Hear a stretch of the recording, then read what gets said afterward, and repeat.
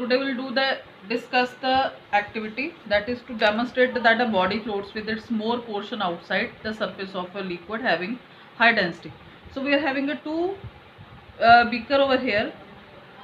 So what we have done here, in one beaker we have taken water, in other we have taken glycerin, and in both the beakers we have put the two blocks of the wood, block 1 and block 2. In water we are having the block 1, in glycerin we are having the block 2. So we will see in glycerin the block 2, that is more outside as compared to the block 1. That means the upthrust applying on the block 2, that is more as compared to block 1, because the glycerin is having the higher density as compared to water.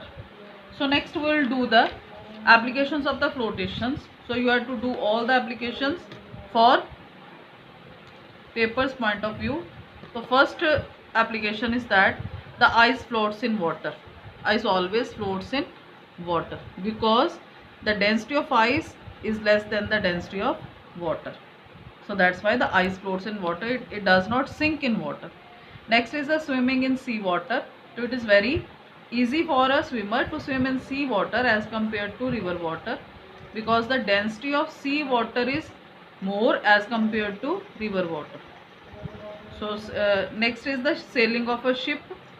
So again, sailing of a ship, if we dip a nail in water, that nail that sinks in water, but the ship that is also made up of iron, but that does not sink in water. The reason is behind that, because the ship is hollow inside, that is empty inside.